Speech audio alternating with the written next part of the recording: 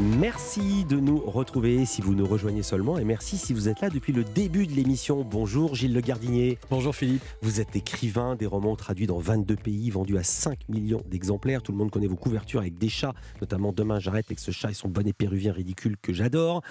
En 2016, terminez Les Chats en couve, vous changez d'éditeur, vous passez chez Flammarion avec Le Premier Miracle, un thriller quelque part entre James Bond et le Da Vinci Code. Et là, votre actu, c'est un nouveau roman, toujours chez Flammarion, Le Secret de la Cité sans soleil. Quelque part, là je vais dire, entre le Bureau des légendes, Mission Impossible et Le Nom de la Rose.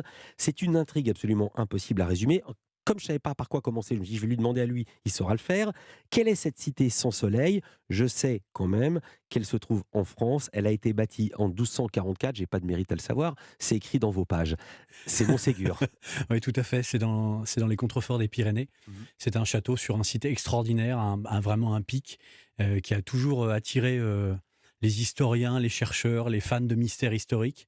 Et alors, j'ai pas de mérite. En fait, j'ai découvert de façon très particulière parce que quand je travaillais dans les studios de cinéma, les gens qui, dans des missions très sérieuses, dans des fondations très sérieuses, faisaient des recherches, venaient nous demander du matériel pour filmer dans des milieux compliqués, sous-marins, souterrains. Et que moi, curieux que j'étais, je proposais toujours d'accompagner le matériel pour voir, me glisser en petite souris et voir. Et c'est comme ça que j'ai découvert Montségur. C'est vraiment le roman qui m'a donné envie d'écrire. Donc les sous-marins dans lesquels on suit les pérégrinations de vos héros existent vraiment. Les souterrains. Oui, j'ai dit les sous-marins, les souterrains, pardonnez-moi. C'est très différent, Les Philippe. souterrains, Vous faites pas mal. Non, les souterrains. Mais pour le coup, oui. Alors, ils sont pas découverts. C'est évident qu'il y en a. Attendez, ils existent vraiment, mais ils ne sont pas découverts. Mais quand même, ils vous ont demandé des caméras pour les filmer sans pouvoir y être allé. J'ai rien compris. Non, ils nous ont demandé des caméras pour faire des recherches dans le coin, dans toutes les cavités possibles. La région est un gruyère. Ouais. Elle est bardée de grottes. Et certaines sont éboulées, certaines ont été obstruées. Mais pour le coup, il est évident qu'historiquement, les gens qui occupaient Montségur utilisaient des souterrains. Je dois dire qu'hier, j'ai fait quelque chose, j'ai fait une recherche. Je voulais voir, évidemment, vous parliez de Montségur. C'était d'abord une place forte, puis ensuite ça a été détruit. Les Cathares y étaient, puis ils ont été chassés par le pouvoir en place. Le château a été reconstruit. Il y a des images absolument formidables. Vous irez voir à la fin de l'émission. Il y a des séquences de l'émission Des Racines et des Ailes, où on voit de l'animation 3D, on voit Montségur tel qu'il était au XIIIe siècle. C'est juste absolument somptueux. Alors, qui sont vos héros? C'est un tandem, c'est deux potes. Il y en a un qui travaille, on va dire, dans les fondations, d'un côté plutôt secret, que son meilleur pote ignore. Et un attentat qu'ils subissent tous les deux ensemble va les obliger à s'avouer la réalité de leur vie, on va dire. Et en fait, c'est un qui connaît et un qui connaît pas qui vont se retrouver embringués dans une aventure où ils vont pouvoir uniquement s'en sortir si l'un s'appuie sur l'autre. C'est un peu l'objet de toutes mes histoires. J'aime bien que les gens s'en sortent ensemble. Je suis convaincu qu'on n'avance pas très loin tout seul. Alors, je me suis dit, c'est quand même assez manichéen. On va raconter tout à l'heure que c'est à la base un roman de jeunesse, mais c'est quand même un peu les bons contre les méchants. Je vous le reproche pas, mais c'est ainsi que vous l'avez écrit. Complètement. Mais à la base, quand vous avez un roman avec une histoire, vous perdez forcément une part de la nuance si jamais vous avez une volonté d'aventure. Vous savez qu'il y a une doxa ici, je reçois beaucoup de romanciers et beaucoup de cinéastes, et la doxa, c'est de dire que le bon a aussi des côtés sombres et que le méchant a des côtés gentils. Et à la fin, on réhabilite tout le monde. Alors, je réhabilite pas tout le monde parce que je pense qu'à un moment, il faut quand même tirer les traits et faire les additions.